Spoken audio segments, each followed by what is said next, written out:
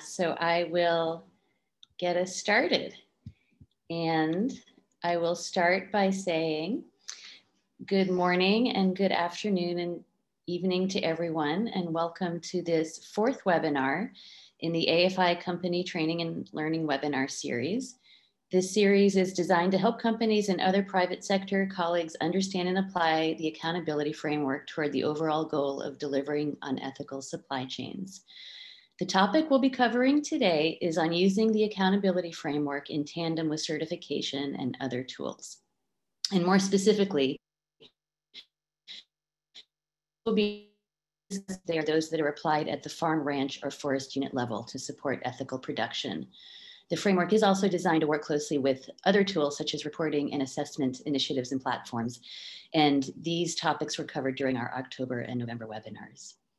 So my name is Karen Steer. I'll be your moderator for this webinar, and I serve on the backbone team of the Accountability Framework Initiative. And before I introduce our other speakers, just a few housekeeping notes. First, that this webinar is being recorded. It'll be posted on the AFI website in a few days, along with our other webinars in the series. And we will also send it along to all of you, as well as with the slide deck. Second, the chat function has been disabled, and we encourage everyone to please use the Q&A function to submit questions, which will be answered by our panelists towards the end of this session. And then finally, I wanted to give a shout out and thank you to our funders, the German, UK, and Swiss governments, as well as NICFI and the Gordon and Betty Moore Foundation. You'll be hearing today from Jeff Milder, who works with me on the AFI Backbone team and is the director of the program. Then Dan Stretchy, who serves as the Director of Outreach and Engagement for the Roundtable on Sustainable Palm Oil. And then finally, Nadej Nizoyam, who's Rainforest Alliance's Central Africa Director.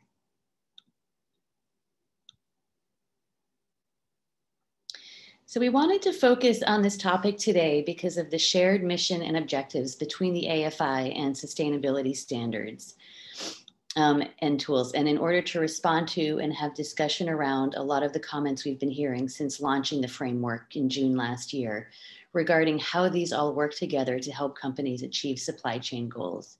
And here on this slide, I've listed just a few of the more prominent questions that we often hear and that arise. For example, my company has made commitments to no deforestation and respect for human rights following the framework. What certification systems are aligned with the framework? Or my buyer is asking for all products to be responsibly sourced, but only 30% of my supply currently is certified. How can the framework help with the remainder? 40% of products our company sources are certified. What does this mean in terms of adherence to the framework? And then one we often get is the company's committed to protecting HCVs and following the HCS approach. Is this aligned with the framework? And so I know that there are many other questions out there, and I encourage you to use the Q&A. We hope to respond to these as well as others so that these and your other questions are crystal clear towards the end. And then this is the lineup for today's webinar. Jeff will start by giving an overview of using the framework and related tools to support ethical supply chains. Then Dan will speak to RSPO and complementary and alignment between RSPO and the framework. Nadej will then give an example of how this looks in practice with Telca sourcing cocoa in Cameroon. And then we hope to leave ample time in the end for Q&A and discussion. So on that, I believe I'm now turning it over to Jeff. Great, thank you very much for that introduction, Karen. Welcome to everyone, good day. Thanks for taking the time to join us today, especially during this busy end of the year period. Before diving into the subject of today's webinar, I'd like to share just a brief introduction on the Accountability Framework Initiative, or the AFI as we refer to it. The purpose of this initiative is to help speed the transition to ethical supply chains that are protective of forests, other natural ecosystems, and human rights.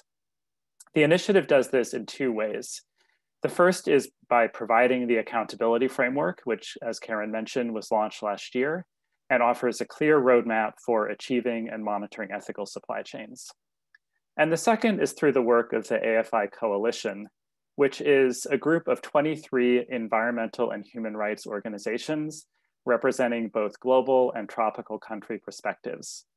The members of this coalition stand behind the accountability framework and work together in a coordinated manner to support companies, peer sustainability initiatives, policymakers, and others to apply the framework with the ultimate goal and vision that commodity production will coexist with the protection of forests and with thriving communities.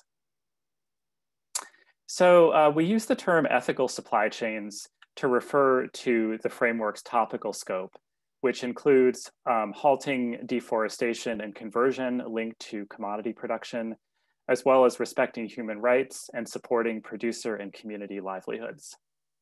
The framework is applicable everywhere that these issues are relevant for agriculture and forestry. And this, of course, includes some well-known commodity supply chains, such as palm oil and soy, and several others as well, and can be applied anywhere in the world where these commodities are produced.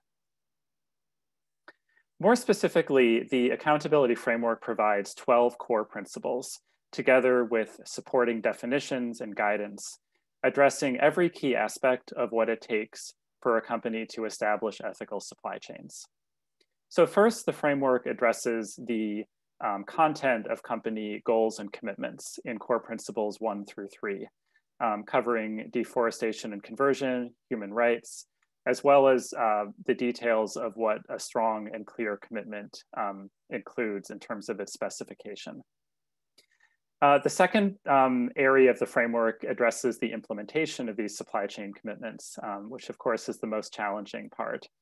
Implementation includes both company systems and company practices to manage supply chains, especially for companies that are at the buying end of the value chain. And it also includes practices to ensure responsible production on the ground around site establishment, land management, restoration and remediation, and engagement with smallholders and landscape stakeholders. And additionally, monitoring and verification are a key element of implementation. Finally, the framework addresses the question of reporting on progress and core principle 12, speaking to reporting, disclosure, and claims. With each of these topics, the devil is often in the details. So for each principle, the framework provides detailed definitions and operational guidance that helps address practical questions that often come up, such as what cutoff date should I use for my commitment? Or how much traceability do I need in my supply chain? Or how should I report on progress? All of this material is available and easy to navigate on the AFI website. So now let's get into the theme of today's webinar, the relationship between the accountability framework and other tools. So if your company wants to address supply chain risk company-wide, there are two angles to think about. The first is the whole set of products and product origins that exist in your supply chain. And the second is the different elements of an ethical supply chain. This includes key social and environmental issues, as well as different functions or activities that your company may need to carry out, such as traceability, smallholder engagement, and reporting. The accountability framework addresses this entire scope so that companies can take a holistic approach to addressing these issues. But of course, there are many other tools that also address part of this scope for specific commodities or topics. And many of these have been around for years. So as we developed the framework, we were very conscious to build on these existing tools while looking for ways that we could help increase alignment and fill gaps where needed. Certification is a great example. So there are well-established certification programs for many commodities that effectively address deforestation, conversion, and human rights, and fulfill other key functions such as traceability and verification. Some of these programs also include modules or components addressing other needs such as smallholder inclusion, landscape level management, and company-wide reporting. In addition to certification, there are other types of related tools as well. For instance, many certification programs reference the high conservation value or high carbon stock approach and these can also be used as standalone tools. Similar to certification, these tools have strong overlap with the accountability framework's normative scope, although they do not necessarily provide certain other functions such as traceability. So in summary from this diagram, we can see that many certification programs and other tools are well aligned with the framework, and they're a great way for companies to help fulfill it.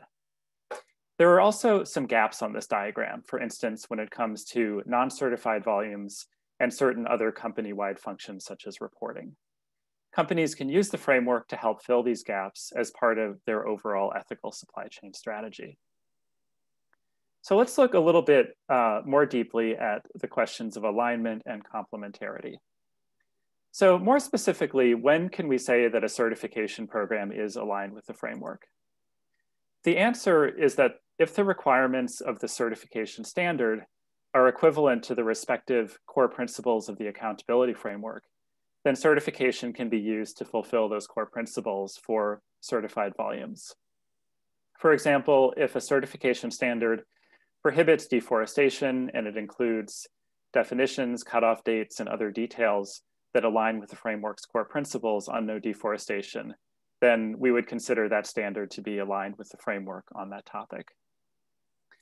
In terms of the certification standards, it's really not surprising that we often find very good, if not perfect, alignment between the framework and certification, because these two sets of tools use some common references, such as the core conventions of the International Labor Organization for workers' rights issues and the ICL Assurance Code for verification. So there's already a lot of commonality there. In addition to looking at the certification standard, to assess alignment, it's also helpful to consider the question of what kind of supply chain traceability model is being used, and specifically whether all of the certified materials in a supply chain can be linked back to certified production units. This is generally the case when a segregated or identity preserved supply chain model is used. And so in these cases, all certified volume can be deemed to fulfill supply chain commitments according to the accountability framework. In certain other cases, the use of certification does not necessarily indicate 100% certified material. For instance, when a mass balance system is used, or if the company uses a credit-based system, such as book and claim. These models can still be very valuable for helping to support sustainability, but if the company wants to demonstrate compliance for the actual materials in its supply chain, then additional due diligence may be necessary on those non-certified volumes. To further clarify the question of alignment, the AFI is currently working with representatives of different certification programs to develop some simple alignment summaries, and these will soon be posted on the AFI website. So now that we've covered alignment, I also want to speak a little bit about the question of how use of the framework and certification can be complementary to one another. So first, the framework can be used to guide a company-wide approach to ethical supply chains. And this can include setting commitments that span across all of the different commodities and origins in a company's supply chain, as well as setting up other company-wide systems such as supplier codes, monitoring systems, and reporting practices in an equally holistic way. Second, companies can use the framework to help manage supply chain volumes for which they're not otherwise able to demonstrate compliance with their commitments. This includes non-certified supply, and as I mentioned earlier, could also include volumes covered by mass balance or other non-segregated supply chain models where additional due diligence might be desirable. In a moment, we'll hear from Nadej to speak a little bit about what this complementarity looks like in practice.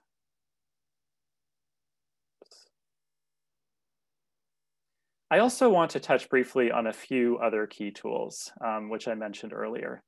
So the high carbon stock approach, or HCSA, is considered to be aligned with the accountability framework for implementing no deforestation commitments in the different places where the HCSA method has been tested and validated. This approach is a way to manage for the protection of high carbon stock forests, which are generally comparable to how the accountability framework defines natural forests. Additionally, the full HCSA methodology includes a multi-step process for land use planning that also addresses land rights issues and is well aligned with the Accountability Framework's core principle 7 on responsible land acquisition, land use planning, and site development. In terms of the high conservation value or HCV approach, the HCV concept describes 6 different types of high conservation values pertaining to biodiversity, ecosystem services, and cultural and livelihood values. The alignment here is a little bit different because not all natural ecosystems are considered HCVs, and conversely, not all HCVs are represented exclusively in natural ecosystems. So we consider that an HCV commitment is a very good complement to a no deforestation and no conversion commitment, but it's not equivalent to it and it's not a substitute for it. The HCV approach also provides some very useful guidance for land management and for respect for the rights of indigenous peoples and local communities that are dependent on natural resources. So there's a lot of good complementarity there as well. So to summarize, companies can use the accountability framework to guide a comprehensive approach to ethical supply chains across the 3 stages of setting commitments, implementing commitments, and reporting progress.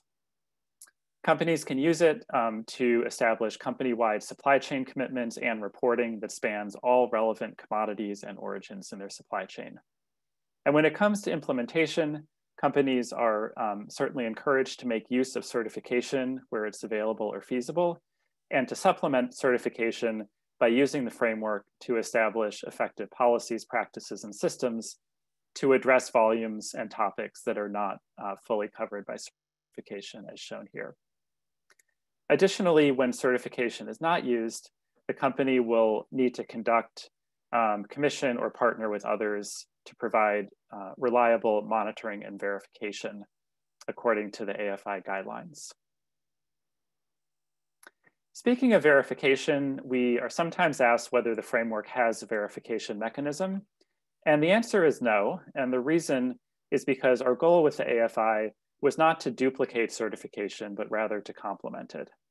So again, the purpose of the framework is to help companies develop effective policies, practices, and systems for ethical supply chains. The AFI has tools to help companies assess their existing policies and practices, to identify areas for improvement, and to follow the framework's guidance on those elements, and then to report progress using any of several different framework-aligned reporting standards and platforms. And that was the topic of our November webinar, so please take a look at the recording if you're interested in more on the reporting topic. When it comes to compliance verification for volumes, products, or suppliers in a company's supply chain, companies should either make use of certification or other verification services that are similarly rigorous according to the AFI's guidance. Before I conclude, I'd like to mention just one other relevant aspect of the AFI's work.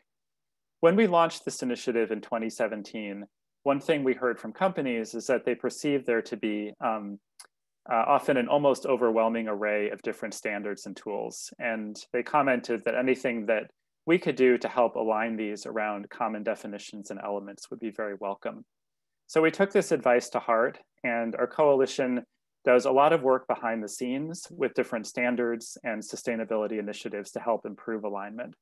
And that way, when companies go to use these different tools, they can be confident that the definitions, requirements, and metrics are fully aligned with, say, the company's commitments, if those companies have based their commitments on the accountability framework. As an early example, the RSPO used the AFI's definition of deforestation in setting their new principles and criteria. I believe Dan will say a bit more about that.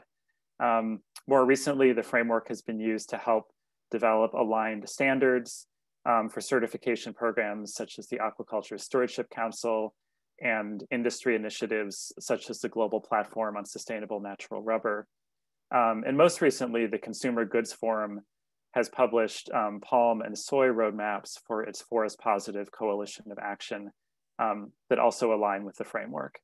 So as we see more and more examples like this, it continues to become easier for companies to navigate the different options available to fulfill expectations for ethical supply chains in a clear and consistent way. So with that overview, I'd now like to turn to my other panelists who will be speaking about a couple of very practical and interesting perspectives on how the framework and certification can be used in a complementary way. So over to you, Dan.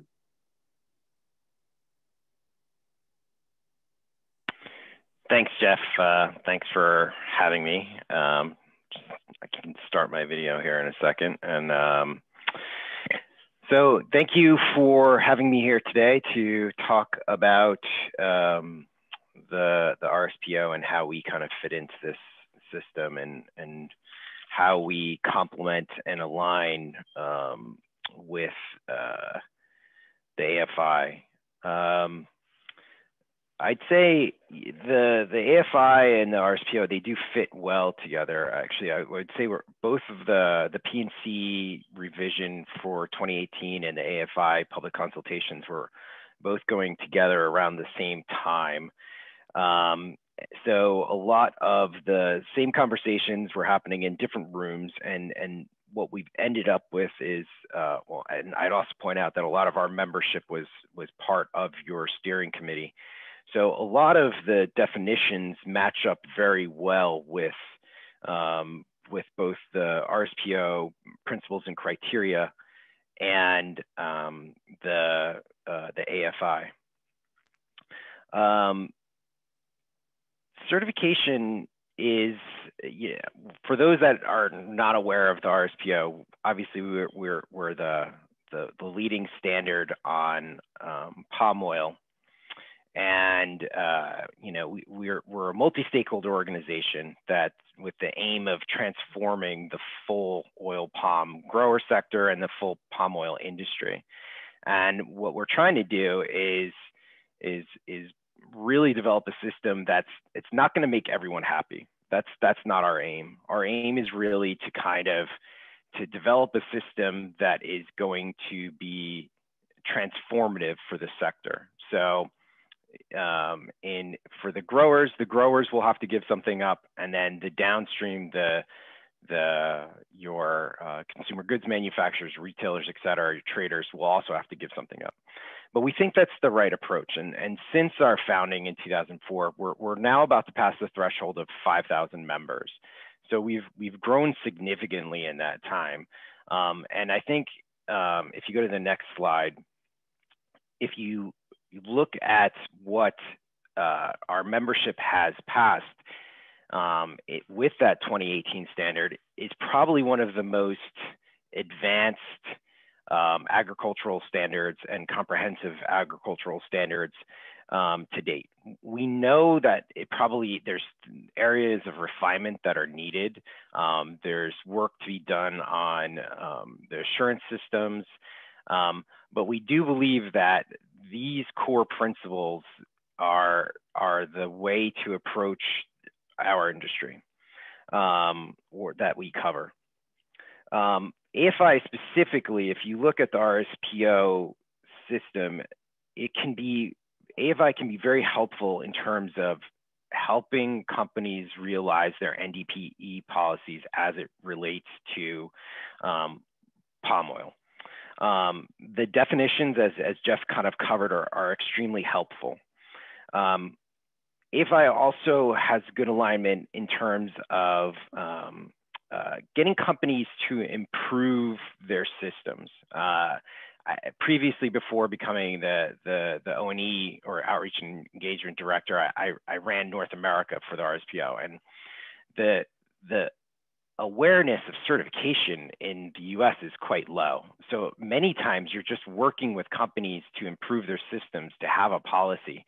So I think whatever tools that can be put out there to help companies, whether it's the AFI or the North America Sustainable Palm Oil Network and some of the tools they've released for supplier surveys and for derivatives lists, these can be important tools to helping build capacity.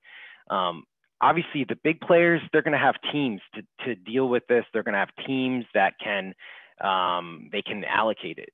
But those small and medium enterprises that are also going to be transformative to many markets, they need to build up capacity.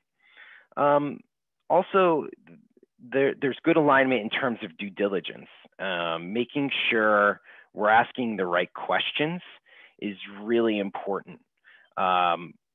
It's extremely important that companies start to look into their supply chains, not just for palm oil, but for rubber, for pulp and paper, for cocoa, and start to ask these questions about where does my material come from and what can I do to actively engage in the supply chain. Certification is a good tool in terms of starting that process out. If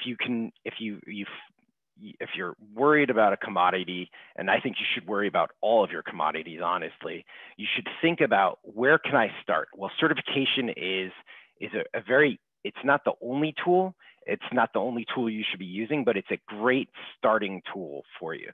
Use it to kind of deeply engage on that commodity, on that issue, and then start to build in, look to the AFI to start to build in those extra layers of compliance or for definitions and other aspects.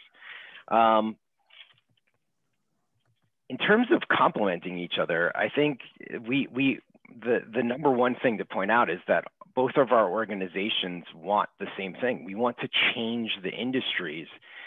We want to make it so that when the consumer goes and makes that buying or that purchasing decision, they don't really have to make a decision. I think it's imperative.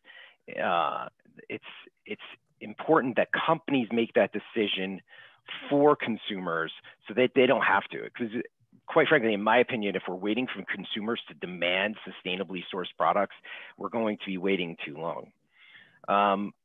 And again, I think that we should take this approach, not just for your high risk commodities, but you should also start to look at your other commodities that you source and make sure they're being sourced in a way that is important. The other thing I'd like to point out is that, you know, as you look at these no deforestation, no peat, no fire, protection of human rights and labor rights, which has been in the news quite a bit for our industry, pretty much on a monthly basis right now, and decent living wage, these issues are bigger than just the RSPO. These issues are bigger than just certification, and they're bigger than the AFI.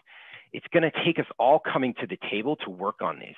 And we're not going to just need companies working on their sourcing policies. We're going to need the companies to be engaging with governments. We're going to need certification and AFI secretariat to be engaging with governments so that we can get real change systemically on these issues. I guess if I was to say, our goal is to change actions on the ground, and whether you're using mass balance or credits to start that journey and then transitioning to identity preserve and identity segregated, that's great. But let's make sure that we're taking into it a very holistic approach to our supply chains. With that, I will turn it back over to Karen. You're muted. Sorry, I'm muted. Thank you so much, Dan. And I will now turn it over to Nadej. And Nadej, if it's possible to turn your camera on, that would be great. I don't know what your connection is, but I'll hand it over to you now. Yeah. Hello, Karen. Hello, everybody. For the camera, you have to activate it at your level. So I will try by the sound. Okay. Well, why don't I work on that and you can get started. And Jeff, if you can go to the next slide.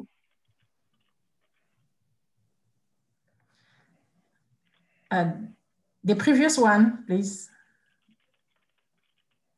So I'm going to talk about how Telca use certification and accountability framework in its supply in Cameroon. Next.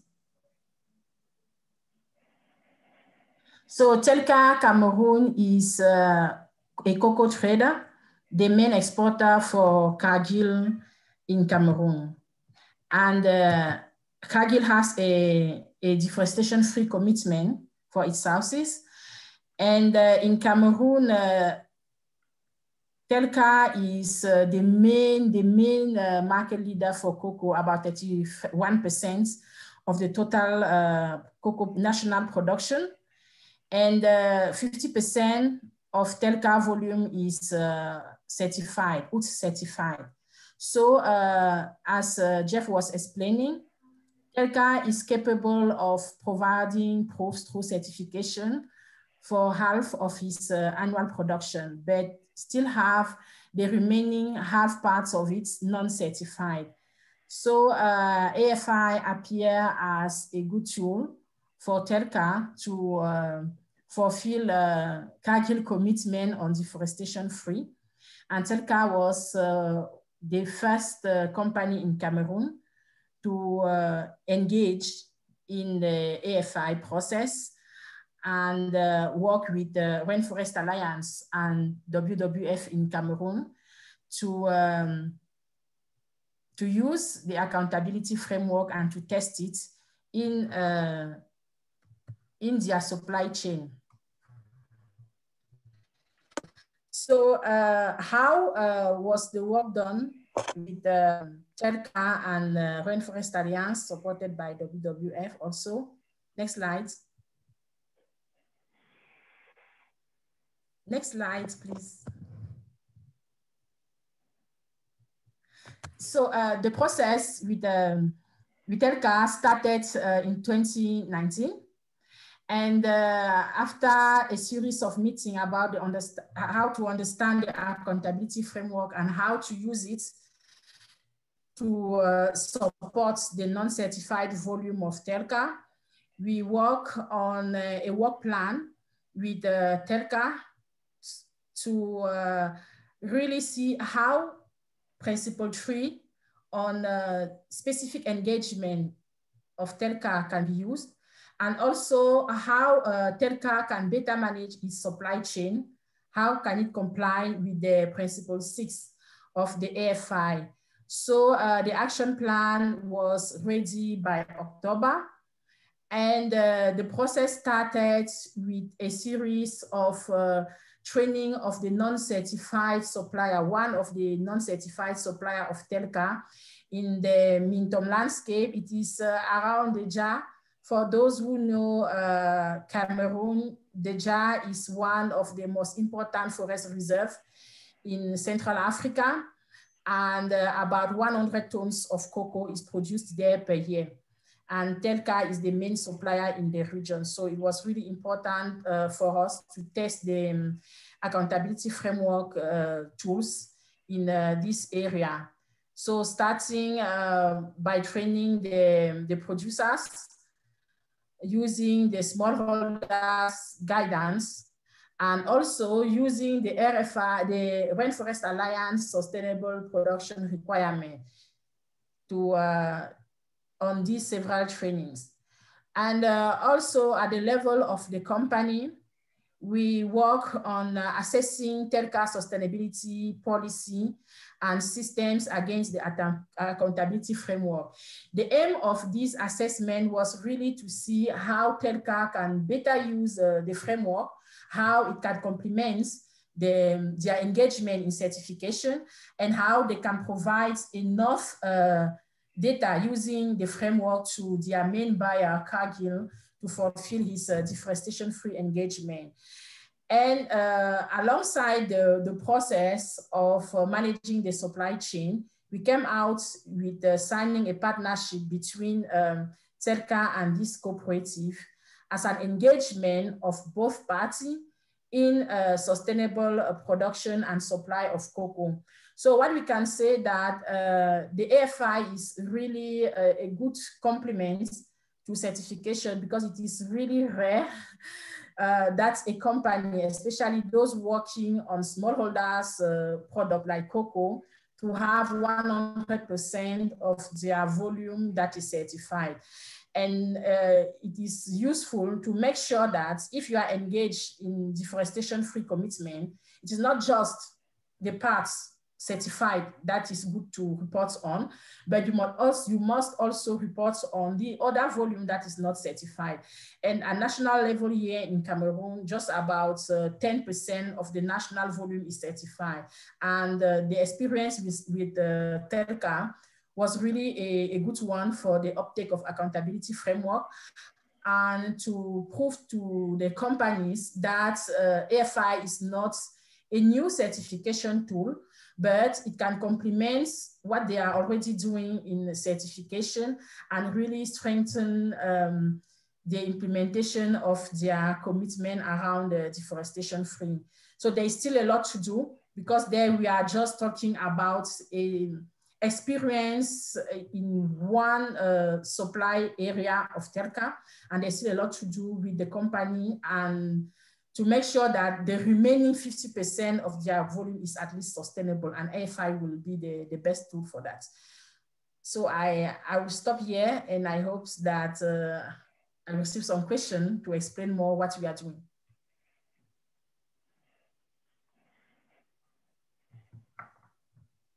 Wonderful. Thank you, Nadej.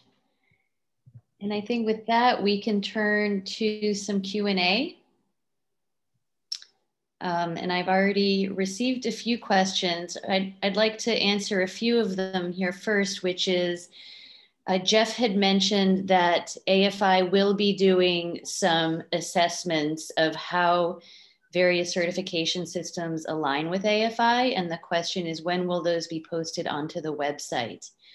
And our plan is to have them up in the next few weeks to a month or so. And it takes a little bit of time, partly because we do some analysis internally. Then we want to work closely with the different certification schemes to triangulate and make sure that everyone is in agreement with the results of the alignment. So look for those in the next few weeks. And certainly, if you haven't yet subscribed to our newsletter, then you definitely should, and you'll know that way as soon as we put these up on the website. There was also a question about which certification schemes are we going to look at with this assessment, and in particular, PEFC, and has PEFC been contacted? And in relation to that, yes, we have interacted with PEFC early on in the process. We have not yet circled back to them to discuss this assessment exercise, but the plan is to do so. And right now our list of where we're looking at alignment includes FSC, RSPO, PEFC, RTRS, ASC, GPSNR, GRSB, and Proterra. That's a big alphabet soup there. But we will slowly be adding more and more on as well. I would like to ask a question now to Jeff, which is that when you went through the topical scope of the accountability framework, it's a lot more narrow than certification sustainability standards. And so the question is, how are we going to make sure that AFI does not undermine these higher sustainability requirements of certification standards? Thanks very much, Karen. That's a great question, and it's a great opportunity to raise a really relevant point that we didn't have time to earlier. So the accountability framework focuses on a handful of issues that are extremely important ones around deforestation, conversion, and human rights. But of course, those are not all the sustainability issues that there are. For many commodities, other issues such as water stewardship, pesticides, and environmental pollution are also quite important. And many certification standards address some of those other sustainability issues in an effective way of doing so. In addition to the framework being able to complement certification, we also recognize the relationship in the other way, where certification often has a broader topical scope than the framework. So depending on the particular environmental and social risks in a company's supply chain, we certainly encourage companies to use effective tools to address topics that the framework doesn't, and certification is one of those. Great, thank you. The next question here, it's this could be for all of you, but I'd like to start with Nadej. And the question is, what could be the incentives for a company to use AFI in addition to commitments to certification, given the high financial cost and operational requirements? And I know that you touched on this a bit, but it sounds like you might have a little bit more to say about it. Yes, what I can say about this main issue raised by the companies is that when you are certified, this concerns a specific volume of your production, and your engagement is on the overall volume of your supply. So it is not useful for a company to be certified in one part, because certification is also a high cost requiring process.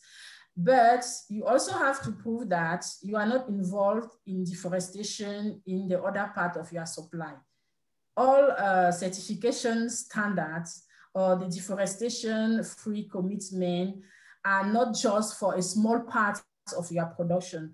So what a company can do, maybe it is not to take engagement in all the principles of the framework, but let's say analyze what's with the feasibility or the assessment, what are the main risky parts of their supply chain, and start to work on it. If I take the case of the supply, that is principle 6 of the framework, and the principle 5, a company can use the AFI to make sure that even though the volume is not certified, it is not from a deforested area, or it does not contribute to deforestation. And that is really a strong point. So our advice as we were working here in Cameroon was that the company do not have to implement all the 12 principles at once, but they can go progressively according to their weakness. Thank you. I might just add to that. Yeah, I mean, if in our system specifically, we're asking if you're a member of the RSPO to have a time-bound plan towards achieving 100% certification. So we want you to work on that. I mean, if you're a grower, that's within 5 years. If there's no requirement for that at the downstream level right now, but there is the new shared responsibility rules that were passed, and that will have incremental increases in volume required by downstream members, and there's other requirements as well. It's not just about volume, it's also about human rights policies and making sure you have adequate policies and procedures in place, and you're essentially duplicating what's required in the P&C. And so we're asking a lot of our members, but we want them to have a very firm timeline for when they're going to achieve this. So what we don't want is people just joining and then figuring out how they can source material that's non-compliant. We really want you to focus on implementing that policy. Great, thank you.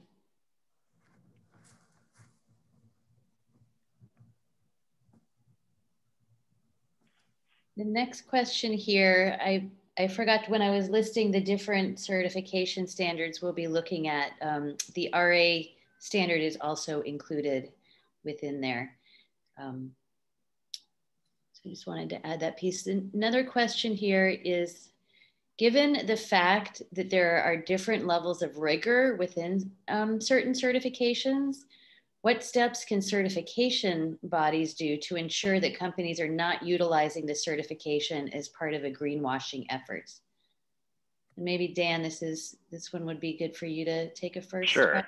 I mean, you know, I think I'll go back to something I kind of touched on when I was trying to give my kind of overview, which is there's two things that we're trying to accomplish here, right? We're trying to change the practices on the ground, and we're trying to green people's supply chains at the end and the downstream. Well, you know, I think the focus first has to be on changing the practices on the ground. We need to stop deforestation, and we need to stop human rights issues.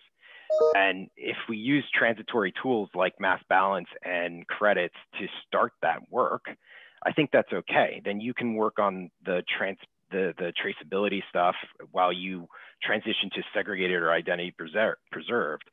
But I think we have to also focus, what's the first goal should be stop the bad practices from happening on the ground. Then we should worry about making a claim in the marketplace.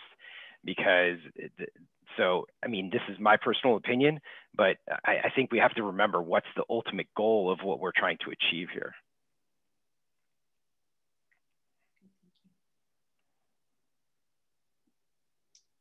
And this links, Jeff, did you want to add to that, or should I move on to the next question? Go ahead, Karen. Okay, the next one was actually for you. And it's looking at how the framework is working also with some of these other schemes and hybrid systems. So links or alignment between AFI and landscape level initiatives, as well as how AFI is engaging with governments, both national and subnational, to work on enabling policy and legal contexts around alignment. Mm-hmm. Yeah, those are great questions. And I think they pick up on the point that Dan is making, that ultimately, I think we approach this from the same standpoint of wanting to solve the challenges on the ground. And that requires, in addition to taking a supply chain lens, really looking at what changes need to happen in the places where commodities are produced. Landscape and jurisdictional initiatives is an important piece of that puzzle and has gained a lot of recognition recently, rightfully so, in my opinion. The accountability framework has one principle on what companies can do to help address issues that are beyond their full individual control. And that includes engaging at the landscape and jurisdictional level, as well as in sector initiatives. RSPO and other schemes are doing similarly with the programs that they're developing around landscape initiatives. And there's other complementary work being done to help strengthen that linkage between supply chain and landscape approaches. So we see those as very, very complementary. One thing that the AFI is doing is trying to bring alignment around the metrics that are used to be able to assess performance and progress, which of course is something companies want to have. If they're investing in a place, they want to be able to understand what effect, what impact they're having, and how they can report on progress. So all of that is very important to note. Sorry, the other part of that question, Karen, was around linkage to governments. Governments and policy processes. Yeah, so I think there too, I come back to some of the points that I made earlier in my presentation about the value of alignment. And we started, I think, 5 or more years ago, where there was a lot of interest and recognition of the need to address these issues. There was a lot of experimentation as people were developing new programs, new definitions, new tools. And now what I think is valuable to do is to move to a place where these are converged and they're really all pointing in the same direction. So if commodity buyers and investors and government regulators and NGOs can all be asking for pretty much the same sets of outcomes and performance improvements, then companies have a very clear signal about what their mandate is, and they can get to work on it. And when they make progress, they can report that in a way that passes muster and resonates with all of those stakeholders. So we see that not only does that reduce cost and reduce transaction inefficiencies, it also helps us to better achieve our ultimate goals. So with respect to governments, we really take a similar approach that we are with working with some of the certification programs and roundtables, that if some of the work that we've done to try to foster clarity and alignment can help inform the development of those programs, we're happy to support that. And we're doing that in a number of places, both at the producing and consuming sides of the supply chain. Great, thank you. Nadej, there are a few questions here with interest to know a little bit more about the work of Telca with smallholders. How is the company assessing the sustainability performance of smallholders, and what are some concrete examples of applying the framework when working with smallholder groups? What I can say is that for now, apart from the different assessment on non-certified sites, it is now that we are working with Telca on the uptake process using the AFI on non-certified area. But on certified area, there are also elements that are being doing. Example, we have the mapping and the traceability. So during the next coming months, we will follow up with the uptake on those areas that are non-certified with the mapping using the principle 5 on traceability and also the principle 6. So that is what we can say for now, as the process of uptake has just started this year and the cocoa season started 2 months ago.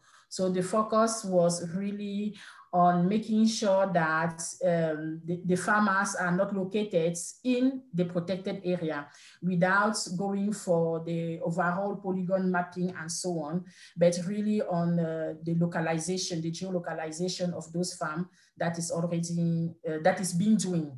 Yes, that is being done.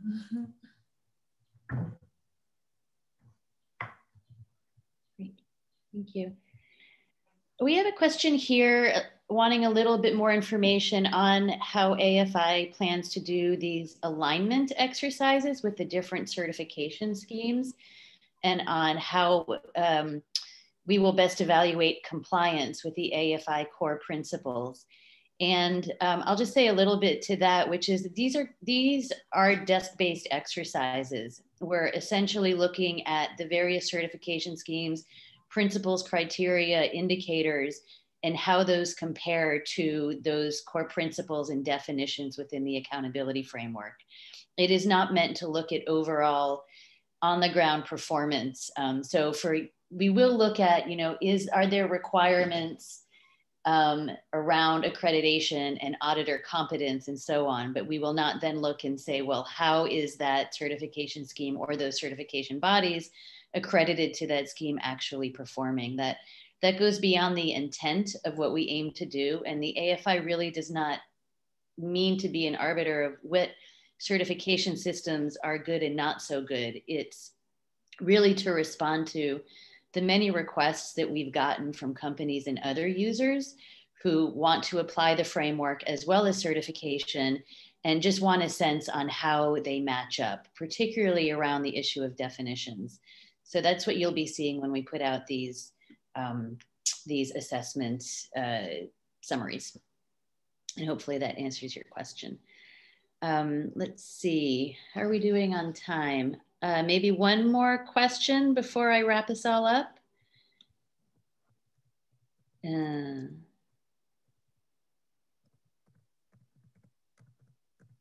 And there are some here very specific to AFI and, for example, land scale, and we'll respond to those separately. I'm looking for one here that relates most to certification. And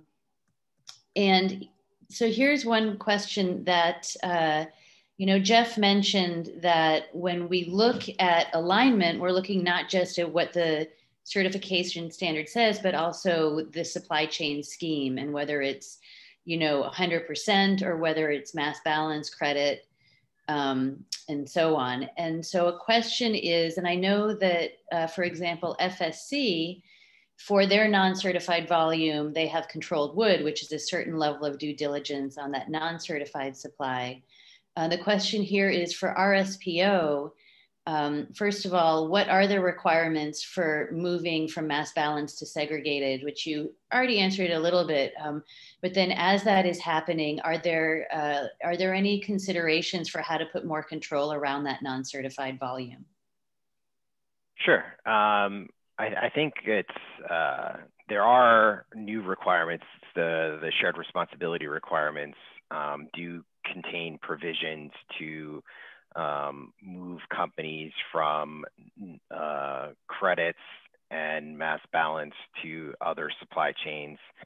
But we also still want to recognize that particularly as it relates to smallholders, the credits can be a valuable tool. We just launched the independent smallholder standard, which is really our effort to simplify the P&C and get something that's more manageable, and it has a stepwise approach for smallholders. So we want to make sure we get them in. But the shared responsibility rules do address that, and there's certain timelines in part of moving people from certain supply chains. In terms of what's being done in terms of to make mass balance and credits, well, credits, we revamped that program a few years ago, and it is actually much more transparent than we removed all the buyers of credits from within the supply chain. So only retailers and consumer goods manufacturers can buy them, and only independent smallholders or growers or palm crushers can sell the credits now. So you have a direct link to who you're buying it from. So now you actually know where your credit is coming from. Mass balance, there's been a lot of work on disclosing suppliers. There was a resolution that was passed that now part of the supply chain certification standard, you now have to start to declare who you're sourcing from. This will start to create a better map, if you will, internally of where the material is coming from. It also gets the member to start asking the question of their supplier, and they ask the question of their supplier, which is really important. So there is, and we've also seen a lot of our members disclose their mill lists. So we're seeing more and more of those types of activities, and a lot of that has come from the democratic process that the multi-stakeholder organization that is our RSPO has, which is our General Assembly. There's been several resolutions passed by our membership to increase that level of transparency about declaring mills that you're sourcing mass balance from. So where's that conventional material coming from? I think all these initiatives kind of start to ladder up to create that better awareness. And if you look at palm specifically, there's probably, I mean, there's a lot of attention on it, and there's a lot of, there's Global Forest Watch with their mill list. There's a lot of ways to start working on your traceability, but yeah, I think you'll start to see more and more work on that. We always get the question around blockchain as well, and right now the initial tests that we've done with blockchain, it starts to break down in certain places and gets a little onerous. But I think that's something that we can look at in the future as well. It's like, what's that piece of technology that we can embed in the system that might be helpful? Because we're an ICO member, every 5 years we do have to review our standards. So that's actually coming up pretty quickly, 2023. Great. Well, thank you. We are out of time. Great questions that we got from all of you, and really good responses. And as I wrap up here, I just want to let you know that we've recently done a full refresh of the AFI online platform, our website. You can go there and learn about AFI, see how it's relevant to your organization, how to apply the framework. Within here too, as I said, we'll also be posting how AFI works in tandem with these overall with certification, as well as with specific certification systems and other tools. So check back there within the next month or so for that information. If you haven't subscribed to our newsletter, please do so you can continue to be updated on all the things that we're doing. And finally here, just to let you know that we have one more webinar in this series. It's happening in January, probably towards the end of January. And as soon as we have a date, we'll be putting it on the website as well as in our newsletter so you can register. And it will be on the issue of responsible supply chain management, how to engage suppliers, how to really push commitments upstream, how to address non-compliant suppliers and so on. So that will be the one happening towards the end of January. We have recordings of all of these webinars on our website. And again, this one will be placed on our website within the next few days. So with that, I would like to give a huge thank you to all of our panelists and to all of our other participants and audience for joining us today, and tell you to have a great rest of your day and a happier next year, hopefully. Thanks very much, Karen. Thanks, everyone. Bye-bye. Thanks, Karen. Thanks, everyone. This was great. Bye.